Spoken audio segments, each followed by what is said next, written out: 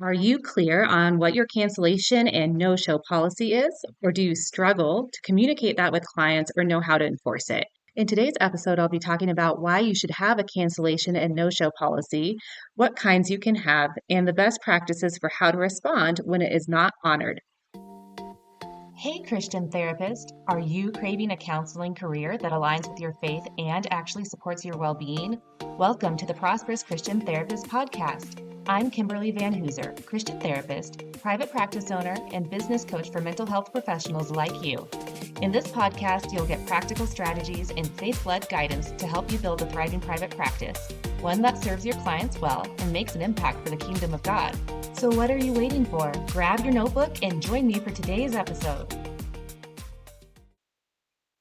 Hi, and welcome back to the podcast. I'm your host, Kimberly Van Hooser. If you haven't already done so, make sure that you subscribe to become a podcast insider. You'll receive a weekly newsletter that includes this week's latest episode, some encouragement for Christians working in the field of mental health, as well as any special offers that I'm currently running regarding my coaching packages. So if that's something you're interested in, make sure that you subscribe with your email address. I'll leave the link in the show notes below. Today, I'll be talking all about cancellation and no-show policies, why it's important to have them in place, how to communicate those clearly to your clients, and then what's usually the hardest for us as clinicians is how to respond when our cancellation policy is not honored. So I'm glad that you're here joining me today, and I hope that you learned something from what I share. So before we dive in, let's just make sure that we're clear on the definition of what a cancellation is versus a no-show.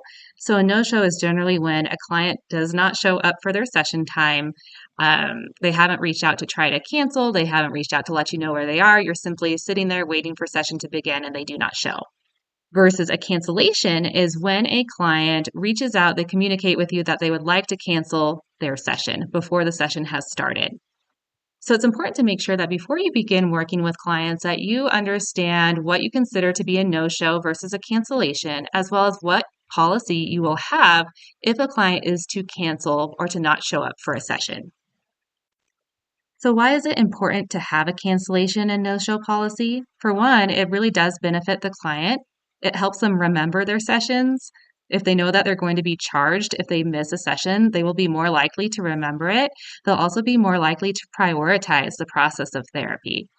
For some clients, it can be difficult for them to really look forward to therapy because therapy is hard work. But if they know that there's something else kind of holding them accountable for showing up, they're going to be more likely to get better results from therapy because they're actually attending sessions versus just choosing to go when they feel like it and choosing to cancel when they don't because they know there's no further financial penalty for them. It will also help protect you as the clinician as you're making sure that your time, that your availability on your caseload is being respected and being utilized by clients who are truly committed to the process of therapy. It's also going to protect you financially because if you have too many late cancellations or no-shows and you're not charging for that time, it's going to impact your cash flow and could impact your ability to run a sustainable practice. If you don't have a cancellation or no-show policy and then clients are taking advantage of that by just canceling last minute or not showing for sessions, you'll find that it will damage the therapeutic relationship. It's possible for clinicians to build up some resentment towards clients who are not really respecting their time or using their time well. And if our therapeutic relationship is damaged, it's really going to impact the quality of the therapy that we do. We're not going to be able to be great clinicians for clients if we have some sort of anger towards them or frustration, feeling disrespected by them, and we're not able to talk about that because we don't actually have a no-show or cancellation policy in place. So these are all good reasons for why we should have a no-show or cancellation policy. And the important part is just to make sure we're clear on what it is and that we communicate that clearly with clients. So the first thing that you'll want to figure out is what do you consider to be a late cancellation? Are you going to have a 24-hour policy or a 48-hour policy? Some people will even do a blend where they might charge you half of their session fee if you cancel within 48 hours, but if you cancel with less than 24 hours, then you charge the full fee. So it's just important for you to take some time and think about what's going to work best for you as a clinician while also still holding your client accountable to the commitments that they've made. When I first started my private practice, I had a 24-hour cancellation policy. Anything that was canceled past that 24-hour deadline was considered a late cancellation, and I charged the full fee per session.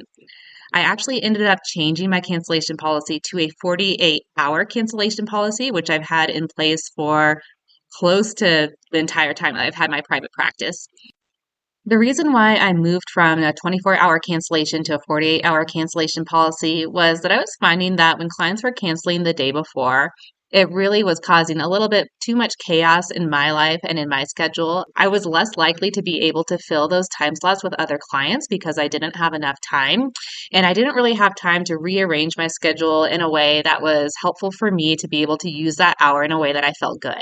I also noticed that I'd have a lot more people canceling when I had a 24-hour cancellation policy than a 48-hour window. I think a lot of times when there's a 24-hour cancellation policy, there gives that whole extra day for things to pop up last minute. And if clients know that they can still cancel without having to pay for a therapy session, they're more likely to sway to prioritizing whatever pops up last minute than just attending their therapy session. So having a 48-hour cancellation policy can actually really help hold your client more accountable to prioritizing therapy. It's going to help with their consistency levels. As I said, I have a lot fewer cancellations since having a 48-hour cancellation policy than a 24-hour cancellation policy. I do charge my full fee for a therapy session when there is a late cancellation or a no-show. You don't have to do it that way. I've seen other clinicians who will charge maybe a flat rate for a cancellation or perhaps half of their fee for a late cancellation. You just have to decide what's going to work best for you and make sure you're still protecting your own boundaries, your own time, and your own finances with that. The most important thing is to know what your cancellation and no-show policy is and why you have that for yourself in order to be able to make sure that it is healthy for you, it's healthy for your client, and going to allow you to have a sustainable practice. Now, I have the same policy where I charge the full fee for a therapy session, whether or not it's a late cancellation or a no-show, but it's still important to be able to define to your client what you consider to be a no-show. So for me, a late cancellation is anything with less than 48 hours prior to a therapy session, and a no-show is any time that a client is more than 15 minutes late to a therapy session. Sometimes therapists will choose to charge their full fee for a session when there is a no-show versus a late cancellation. If a client has tried to inform them or tried to make changes prior to the start of a therapy session, they may have a different fee in place. So just know what your policies are, be able to put that in writing and verbalize it to your client. Now, for those of you who choose to accept insurance, I think it's important to remember that most insurances, if not all, do not allow you to bill them if there is a missed session, if the client doesn't actually show up for session. And even if they do show up for part of the session, you're only allowed to bill technically for however many minutes they were in therapy. So some insurances might only allow reimbursement if a client is there for a minimum of 45 minutes. So if they are running late to a therapy session and they show up and there's only 20 minutes left, you may not be allowed to bill their insurance and you would not receive reimbursement. So that's something to definitely keep in mind when you're setting your cancellation policy or your no-show fee. You might need to check with insurances to ensure that it's actually legal for you to charge a fee for a cancellation if a client doesn't show up. Here in Colorado, if a client has Medicaid that will pay or cover mental health services, they are not allowed to pay for out-of-pocket private pay therapy. So for me, it's actually not legal in the state of Colorado to receive any sort of cash payment from someone who has Medicaid. So I have to refer those people out.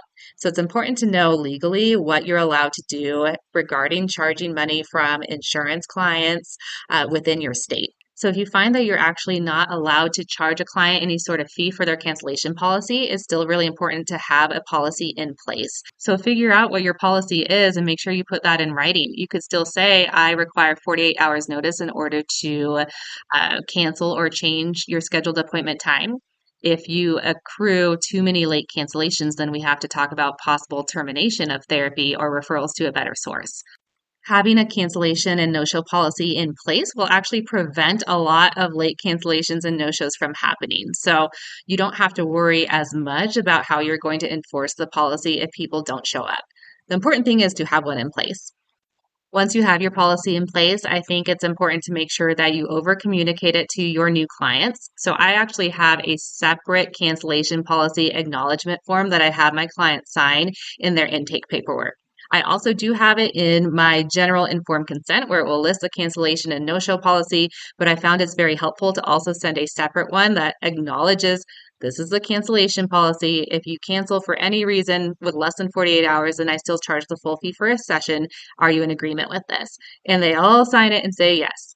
And then the next thing I do is when I sit down in an actual therapy session with them is I verbalize before we get started my confidentiality policy and then also my cancellation policy, and I get their agreement then. You're communicating upfront, this is the policy. If you have any questions or problems with it, you can tell me now. All of them at the beginning will say, no, that's fine with me. It's usually when they have some sort of issue come up where they don't follow through with it that then you find out that they might have some feelings about your cancellation policy, but you can work it out then, and then they can't say that they did not agree to that. Most of us as clinicians recognize the importance of having a cancellation policy in place, and our challenges come more from what to do when a client violates our cancellation policy. When do we stick to it, and do we ever allow some grace? So, I'm going to talk a little bit about that next. I still struggle with feeling like I'm being a mean therapist if I charge a client for canceling past my deadline or not showing up for a session. And I believe I'm not alone with that. For many of us, we're in the helping profession because we have compassion and empathy. We understand that sometimes things come up where clients might have a very good reason for canceling their therapy session. I do think there are times when it's actually most beneficial to allow some grace and to waive the fee for a late cancellation or a no-show.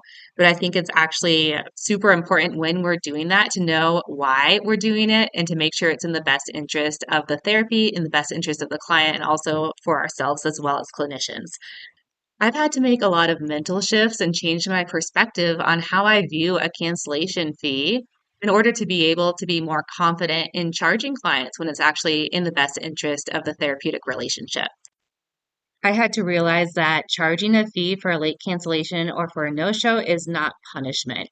So I'm not charging the client all this money because I want them to think that they're being a bad therapy client and really punish them or give them a consequence for having to change their appointment time. The truth is that the closer a client cancels to their appointed time is that that time slot has then decreased in value. It essentially has become non-returnable because it's not usable in the same way that it was when you have enough time to either add a client into that time slot or to rearrange your schedule so you can use that time to do things that are more beneficial for you during that hour. So think about if you've ever made a purchase at any sort of retail establishment. Sometimes they say, hey, all purchases are final. While other times they'll give a certain window of time where you're allowed to make a return, but once you pass that deadline, then they don't allow returns. And the reason they do that is because, generally speaking, if you wait too long, they're not guaranteed to be able to resell that product at the same price that you paid for it. It's no longer in style, it's no longer in season, so the value has decreased and is actually going to be harmful to the store if they take that back and give you the same amount that you paid for it. So for therapy clients, it's thinking about how they have chosen voluntarily to reserve a time slot with you. And if they're canceling too late or they're not showing that that time has then expired, you're not able to remarket it. You can't get it back and resell it to someone else. So that shift in mindset helped me recognize that when I am charging a fee for a missed therapy session, I'm not trying to punish my clients or to make them feel shame, but I'm trying to maintain a sustainable practice and also expect that my time is recognized as valuable. And if they need to make any changes or shifts in their schedule, that they allow a significant amount of time for me to be able to make some adjustments. So keep that perspective in mind. And next, we'll talk about when I do think it's a good idea to allow some grace or to not charge the full fee for a therapy session when someone does have something come up. Generally speaking, I allow all of my clients a one-time pass with the cancellation fee. I never or very rarely do I verbalize that to someone upfront as we're getting started because I think in general, if they know they have a pass, they're going to be more likely to take it and less likely to do everything on their end to honor and uphold whatever your cancellation policy might be. However, if someone's a first time offender, I'll remind them of the cancellation policy. I'll say something like, hey, just so you know, you are canceling past the deadline. Generally, I would charge my full fee for session for this. However, I will allow you to have a one time pass this time. But just keep in mind for future, I do have that deadline and I will need to charge for late cancellations. Generally speaking, they're going to be very grateful for that and appreciate your understanding and typically do not become repeat offenders of the cancellation policy. Generally speaking, if there's a true emergency for a client, I will most likely waive the cancellation policy as well. So, for example, if a client happens to go into labor and she's giving birth and cannot attend her therapy session, I would probably waive my cancellation fee for that. Similarly, too, if they have a family member where they need to take them to the hospital, or if the client is in the hospital, generally speaking, I probably won't charge them the fee for the cancellation. You will find that there are clients who seem to have emergencies all of the time. So that probably warrants a conversation between you and the client. I've had clients before whose schedules are so unpredictable where sticking to a 48-hour cancellation policy was very difficult for them. And I would say, hey, you either risk losing money if you're unable to come to session, or we can work something out where you're texting me and saying, hey, do you have any last minute availability or openings? But only agree to that if that's something that feels good for you, to have a client texting you and asking if you have any last minute availability. Another way to allow grace for a client without just waiving your cancellation fee is to try to offer a free reschedule. So sometimes I've had clients who might have something pop up last minute, and let's say they were scheduled for 3 p.m., but I happen to have an 11 a.m. open earlier in the day. So I will oftentimes offer, like, hey, like generally speaking, I would have to charge for the late cancellation, but I do have an 11 a.m. open today. Would that work better for you? So then they'll be more likely to fill that open time slot that you have. They feel great because they're still able to get their therapy session in and still attend their other commitment that popped up. And you're still receiving that income, but you're also feeling okay because you allowed some grace for them. So you can offer a same day reschedule. Sometimes what I'll also do is charge them for that missed session for that day and then offer a free reschedule for later in the week. So I might say something like, I have to charge for today's session. However, if you would like to do a makeup, I will allow you to do a makeup at no extra cost. These are the time slots I have available. And I think that works really well for clients who might need just a little bit more accountability for their commitment to therapy, a little bit more encouragement to make sure that they come back sooner than if you just waive the therapy fee, because then they know I already paid for this missed session. It's totally on me if I want to make the most of that time and still show up and continue to do the work. So there are several ways where you can show some grace for your clients when they cancel past your deadline without just automatically going to waiving your therapy fee. So I think it's completely normal as therapists to feel kind of guilty or to feel bad or to struggle with charging the fee for a missed session. I know for myself, it kind of comes from, well, if they're not coming to session, then I'm not actually giving them the service that I agreed to give. So why should I charge them for it? And that goes back to I reserve my time slot, or I reserve time in my schedule. They're paying for my time. They get to choose how they want to utilize that. And if they're unable to show up, it's not that I'm not ready to perform the service that was requested. I'm unable to do that because they have not shown up. So I do want to normalize and validate that guilty feeling, but also encourage you to recognize that you're not being a mean or greedy therapist. It's okay to offer some grace, but don't fall back on that so much where it ends up becoming damaging to you. One of the reasons why I switched from a 24-hour cancellation policy to a 48-hour cancellation policy is because I remember having a week in my private practice when I was working in Los Angeles where I had a whole ton of clients cancel and it was still outside of my 24-hour deadline. But with that cancellation, it actually did make it difficult for me to pay my rent that month because I was expecting to have all this money come in and then last minute have these clients cancel. I couldn't charge them for that and it put me at risk. I might have also had someone in there who canceled last minute and I waived the fee for them. So I had to recognize that me charging a fee for a cancellation actually helps me be able to stay stable and to continue to have my doors open in private practice. Because if you have too many clients who are canceling last minute and you are not being assertive enough to request your cancellation fee, then it could cause some financial struggles for you. And we all know that financial struggles create some emotional stress and trauma as well. So we just want to stay whole and healthy as therapists, and the cancellation policy is really going to help you stick to that. I also do want to reiterate that generally speaking, if you have really clear cancellation policies in place and you're good at communicating that clearly to clients, you're not going to have to enforce the cancellation policy that much because people are going to respect it in general. I also have come to learn that a lot of clinicians out there have a difficult time sticking to their cancellation policy and charging a fee for late cancels because they tend to cancel sessions on their client. So I know sometimes, even for us, life happens, and there are times when it might be unavoidable to cancel or reschedule a client. But I think it's really, really important as clinicians to do everything within our power to make sure that we are a source of stability and reliability for our clients. I've been in practice for over 10 years, and I think the only times where I've had to cancel or reschedule clients has been due to illness, which hasn't been a lot, fortunately. But I have heard a lot of stories from other clinicians or from people whose therapists will cancel on them quite frequently. And it kind of makes me sad because I think we have a responsibility as mental health providers to recognize the importance and the value of the services we provide. So we should do our best to show up for our clients at the time we committed to. And a lot of people are in therapy because they've had a lot of instability in their lives or unstable relationships or abandonment problems. So make sure that you are hopefully not canceling on your clients if you can avoid it at all, because it really does impact the therapeutic relationship. And if you do, that you're making sure that you're communicating well with your clients so they're not feeling abandoned or undervalued. And if you are one of those therapists who does cancel a lot or reschedule your clients, I would pause and ask yourself why that's happening and see if there's any way where you can avoid that. Well, I'm hoping that this podcast episode provided some insight and some things to consider as you're just getting started in private practice and developing your policies.